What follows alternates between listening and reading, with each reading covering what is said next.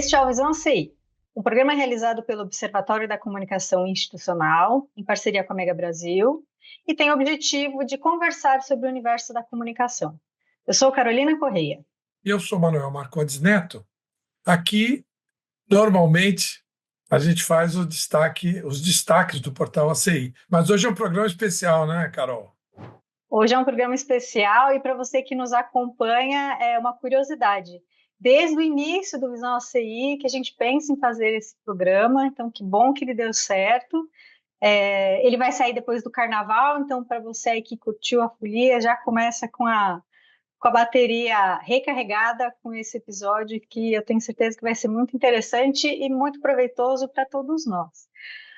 Bom, professor, hoje vamos falar do índice de transparência ativa, mas aí mais especificamente vamos falar do Manual de Compliance para a Comunicação Corporativa, que é um projeto do senhor aí que tem diversas frentes, né? Ele caminha tanto na esfera acadêmica como na esfera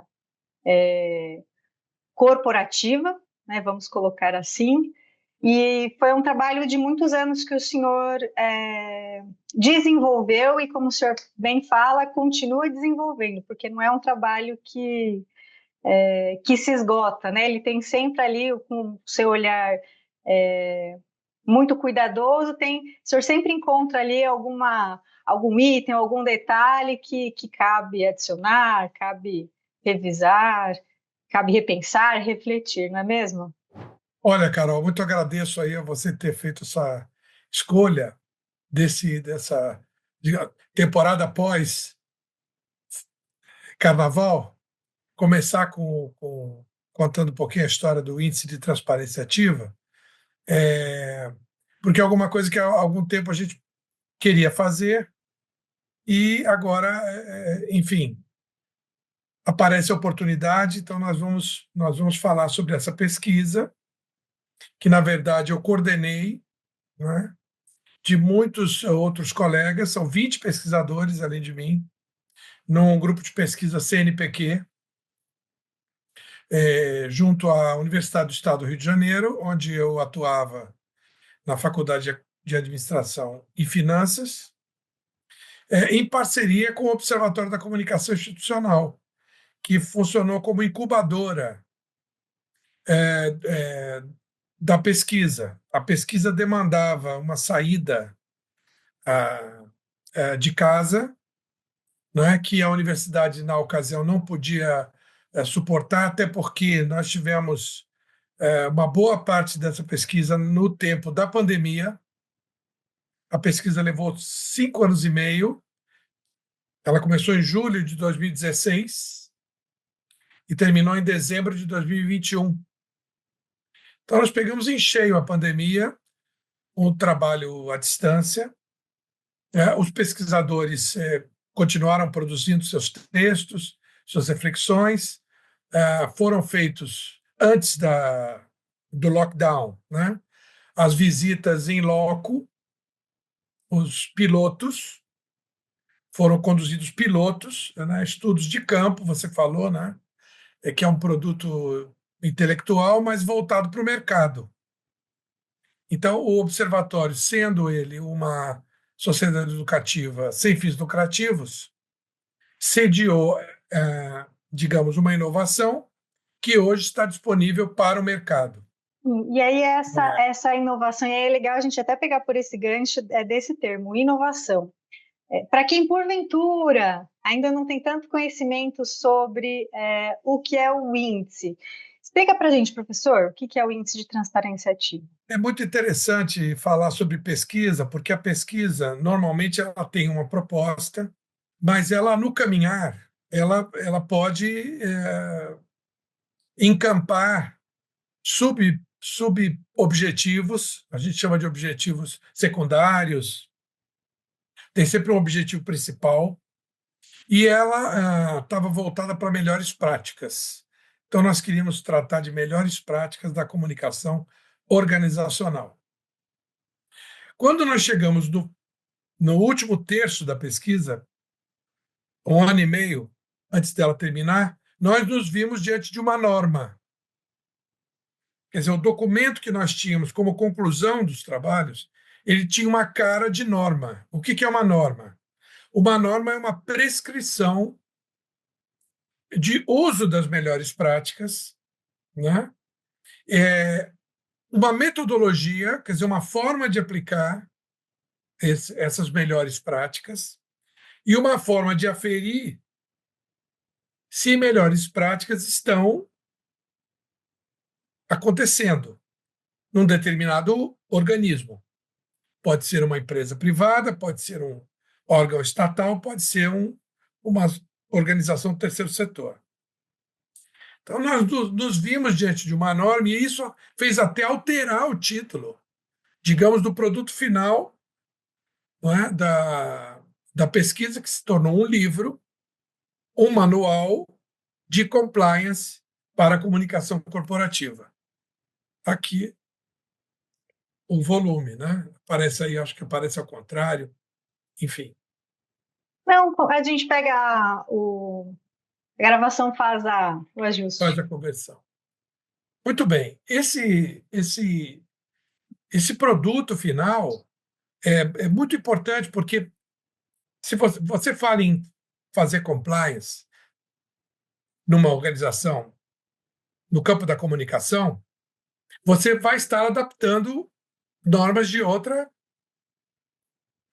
exame, que já existe, no trabalho, na qualidade, no ambiente, né? Na produtividade, enfim, coisas que vêm da indústria. Não havia ainda uma norma no nosso campo. Então, nós lançamos o Manual de Compliance, ele está disponível e ele funciona conectado a um aplicativo que roda no smartphone. O manual todo está dentro do aplicativo. O que acontece nesse manual? Você abrindo, você tem sempre uma página, aqui não dá para ver direito, mas uma página com o quesito analisado e uma página com os scores, a pontuação que o quesito analisado em loco permite. Então, isso é um exame que nós oferecemos para o mercado. O aplicativo é de uso gratuito e ilimitado, né? Então, como começamos pelo manual, já está colocado o recado. Acho que a gente tem que ir para o outro bloco, né? E a gente aqui Sim, sim, perde o tempo. sim, você que nos acompanha, 20 segundos, só para a gente tomar um golinho d'água e já voltamos. Até mais.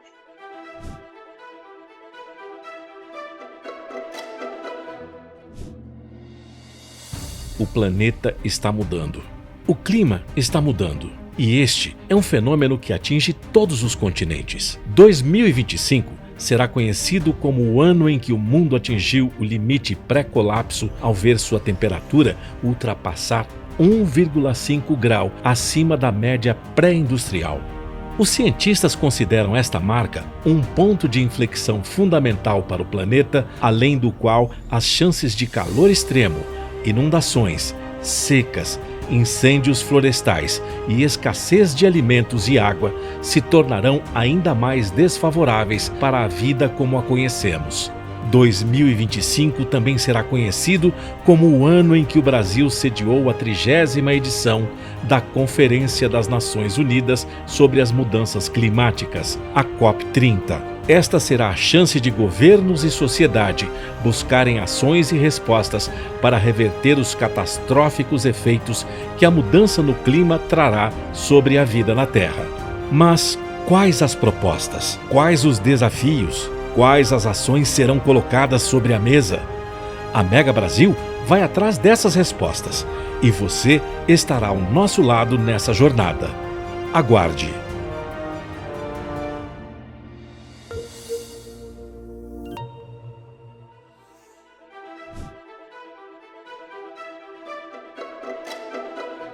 Professor, até para dar mais caldo para a sua fala inicial, eu tenho uma pergunta que eu peguei, a gente pega logo na introdução do livro, que o senhor escreve sobre a ideia de elaborar um indicador de transparência que ali a comunicação ao direito e a ciência contábil, que num senso comum, né, muitas vezes a gente encontra dificuldade de unir esses temas, né, dentro de um mesmo exercício, né? Principalmente falando de profissionais da área da comunicação. Então, por favor, nos explique essa correlação, justamente para elaborar essa auditoria, que realmente é uma auditoria em que o principal papel, na verdade, o papel do auditor vem das relações públicas, na verdade, vem do profissional da comunicação. Então, explica para a gente, por favor, essa união desses temas para a elaboração do índice. Essas áreas, tanto na academia quanto no mercado, nas organizações, elas estão tão longe umas das outras, não é? Uma coisa importante é dizer que não é uma auditoria da comunicação. Isso muita gente me pergunta, né? Auditoria de comunicação já existe. Existem livros, existem técnicas e tal. O nosso norte, como eu estava atuando, né, nos últimos 14 anos numa escola de negócios, o nosso norte era a governança, era a gestão, era a administração. Então a gente não estava olhando para o setor de comunicação. Muita gente também confunde um pouco a importância da comunicação no processo administrativo. Sempre foi importante. A comunicação interna, não é? O trabalho que a gente pode fazer de convencimento interno de determinadas práticas, a questão de divulgação interna dos objetivos junto a empregados e tal. Mas nós não estamos falando da comunicação como meio. Esse exame olha a comunicação, quer dizer, um dos fins da organização hoje é se comunicar bem. Quer dizer, a governança demanda isso. Quer dizer, se não era um pilar importante da atuação do gestor, em tempos de internet e redes sociais se tornou. Por quê? Porque as tais chamadas crises de imagem pública, elas podem atuar numa marca em bilhões numa bolsa de valores. Então, é uma coisa que merece investimento que não merecia antes. Quer dizer, pensava-se em comunicação, investimento em comunicação e propaganda. Aliás, investimentos vultosos. Em comunicação empresarial, menos. É interessante que o prêmio, o próprio Congresso da Mega Brasil, a gente fala comunicação corporativa, né? Esse seria o primo pobre da propaganda, né? Enquanto a propaganda mexe com bilhões, a comunicação corporativa mexe com milhões. Só que a propaganda está perdendo espaço para a comunicação corporativa que acontece na internet.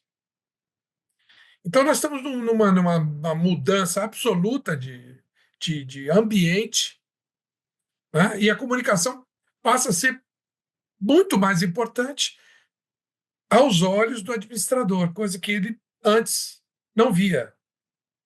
Além da propaganda, enxergava um pouco a assessoria de imprensa. Mas isso acabou ficando muito limitante na visão da governança. A comunicação pode mais. A comunicação chamada organizacional, né? Digamos, lugar onde os RPs se sentem em casa. Porque os RPs, por formação, sempre viram o universo muito além da propaganda e da assessoria de imprensa. Né? Isso é importante. E veja que as maiores empresas que figuram, inclusive, no ranking que a Mega Brasil todo ano estuda, são as grandes empresas de RP. São as grandes empresas que atuam nesse campo. Então, elas ajudam os seus clientes nessa administração da comunicação e que esse exame ajuda, colabora com as melhores práticas. E para encerrar, falando do índice, quer dizer, quando nós vimos essa norma e propusemos RP, profissional da transparência, isso é uma coisa ligada à categoria. Vários de nós atuaram em conselho profissional, em associações profissionais. Então, nós pensamos, por que não atribuir ao RP esta responsabilidade de ser o champion, ser o cavaleiro da transparência, o sujeito que pega essa responsabilidade para si. Então, isso é alguma coisa que continua na nossa pauta, essa postulação. É claro que isso não vai atingir a todos os estudantes, ou a todos os professores, ou todos os pesquisadores, mas uma boa parte sim. Então, a gente propôs um exame que verifica um indicador que a gente propõe de transparência. Quer dizer, se houver uma boa nota ao final desse exame que eu mostrei aqui, a organização está menos vulnerável à crise de imagem pública e mais perto da transparência. Aí me perguntam, mas isso garante que não vai ter uma crise como a da empresa tal ou da empresa X ou Y? Não há como garantir, mas há como dizer, reduzimos o risco. É o que a gente pode afirmar. É o termo que o compliance usa bastante, que é o verbo mitigar, né? Não é possível no mundo, principalmente no mundo de hoje, em se isolar 100%. Então, o mitigar é essa grande atividade, é esse grande alvo que a organização busca e trabalha para... E é diferente do approach da assessoria de imprensa pura, que seria contenção de danos. O trabalho que nós propomos ele é preventivo. Ele pode talvez não evitar a crise. Crise é alguma coisa que é sempre uma surpresa. As empresas podem até estar preparadas, porque prepararam planos e tal, mas para o caso de crise. Mas uma postura como a que nós propomos, ela é mais ainda garantidora. E talvez a gente, estando no terceiro bloco, eu possa falar um pouquinho dessas outras áreas que eu acabei não falando. Aguenta 20 segundinhos, a gente já volta.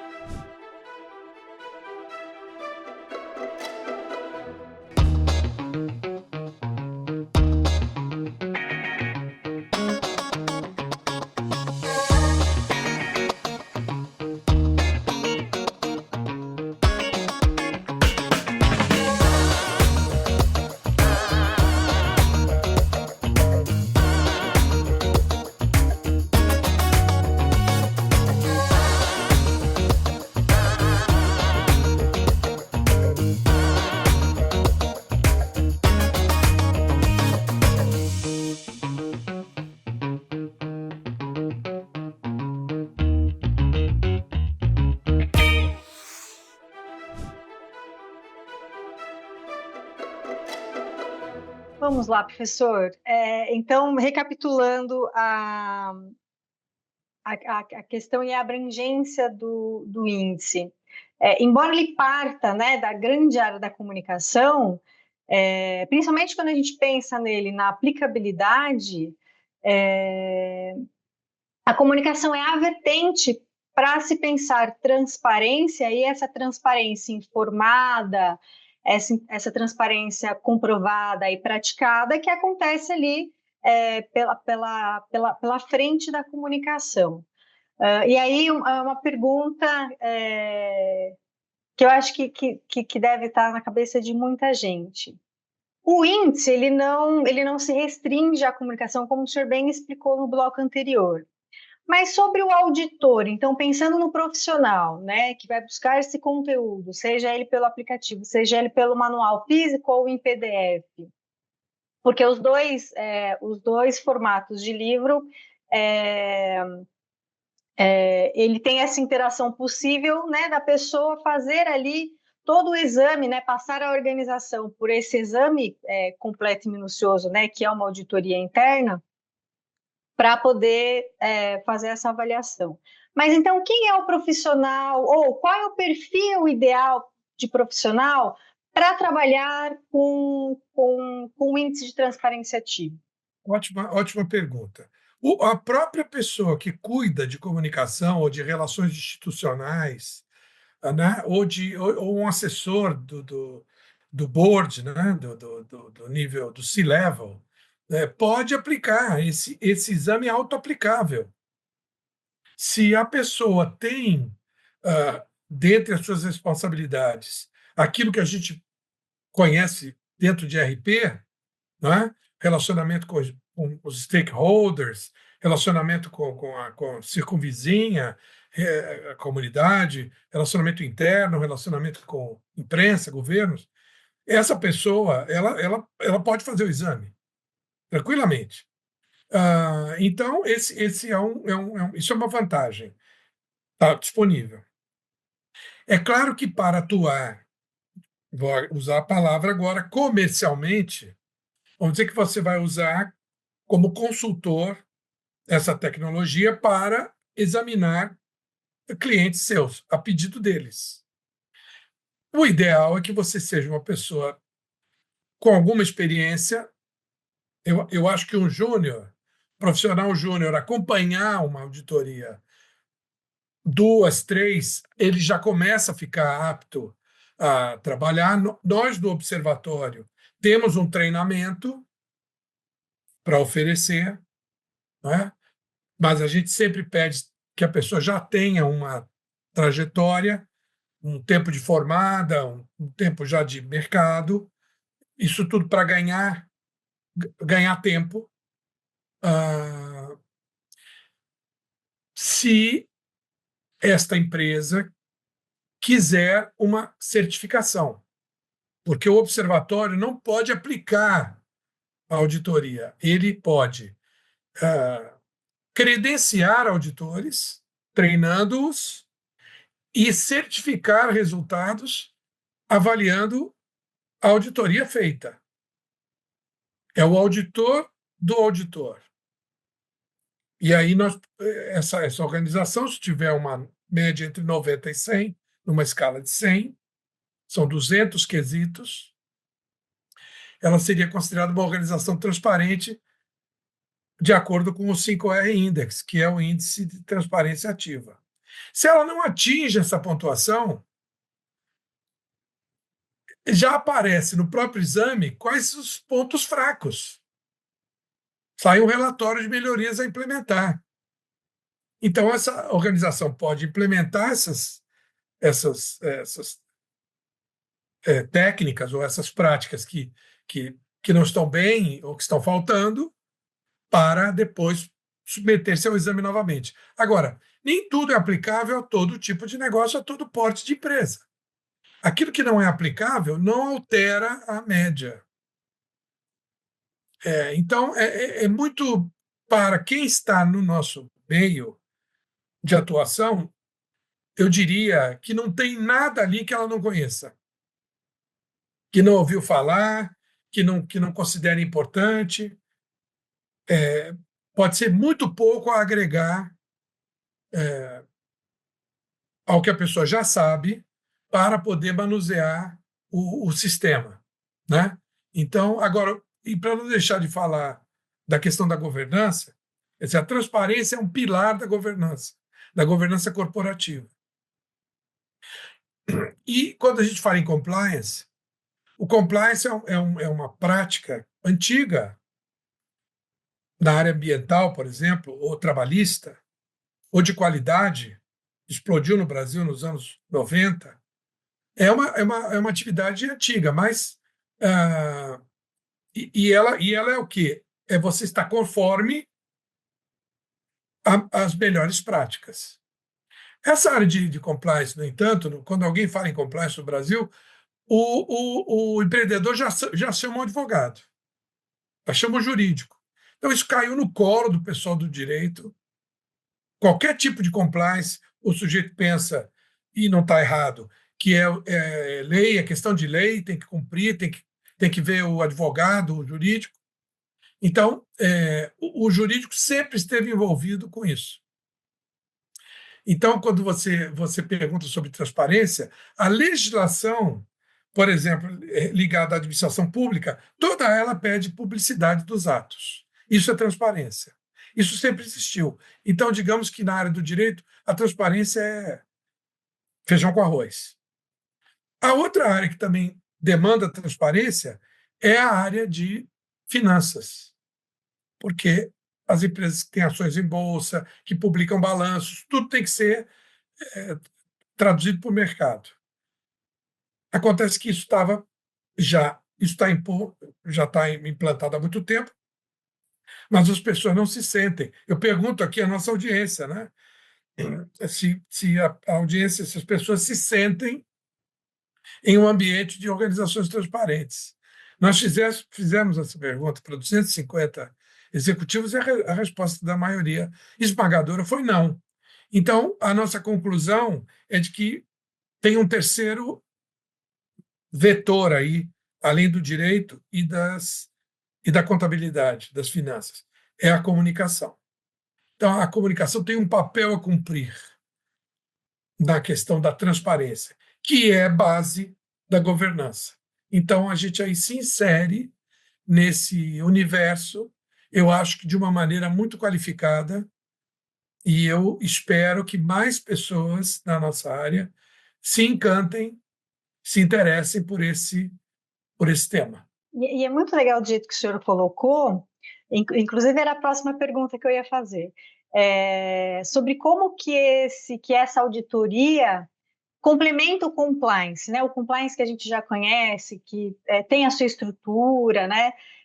E é exatamente isso. Além de ser uma visão, né, que parte da seara, né, da área de conhecimento da comunicação, ele tem esse olhar, né, para a transparência, né?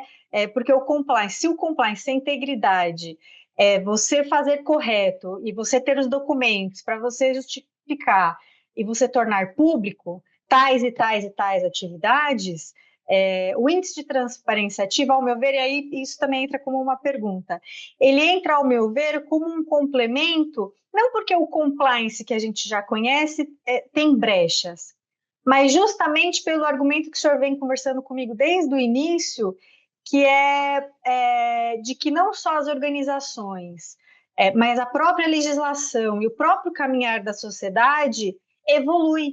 E nessas evoluções eu preciso de olhares, eu preciso de auditorias, eu preciso, né, de validações para suprir com essas novas demandas, para suprir com essas novas necessidades do mercado e da própria sociedade. Mas a visão do senhor é essa também ou não? Ou o índice tem uma proposta que é diferente dessa que eu comentei? Você acertou em cheio, porque você usou a palavra complementaridade, complementar.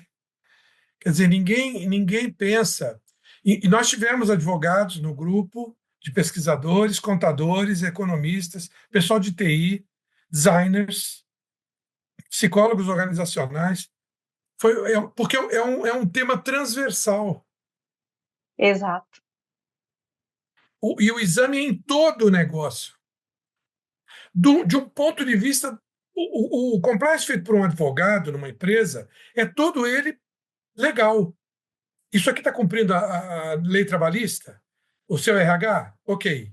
Aqui os efluentes, pessoal de ambiente, esse processo fabril aqui está poluindo o córrego, aqui o ar.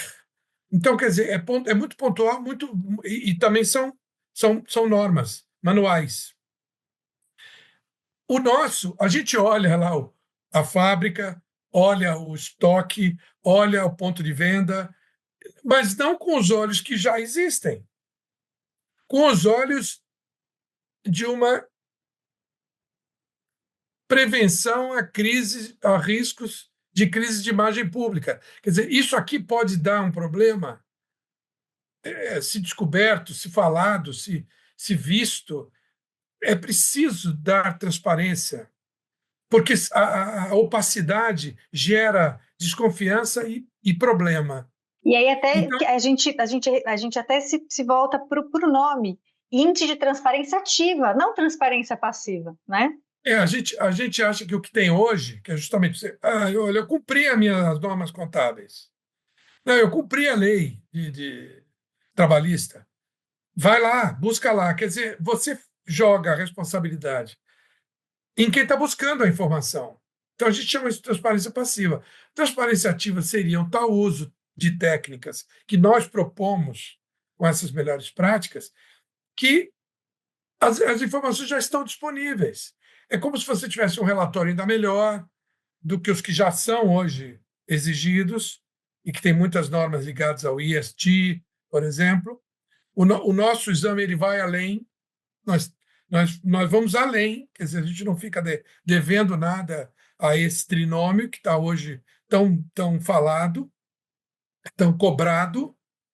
Então, realmente uma atitude complementar, olhando para uma coisa que tem acontecido.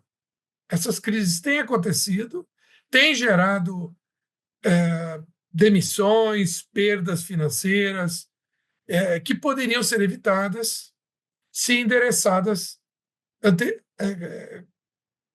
por uma auditoria, alguém que olha antes, que olha não no calor do problema, porque tratar de crise, que é uma coisa que em RP é muito comum, chamar como bombeiro, isso é o que há. Nós estamos propondo uma visão preventiva, abrangente, transversal, da vida da organização, do dia a dia da organização. E a gente acredita, há outros autores aí explorando essa questão. Então, a gente acredita que há um momento muito propício para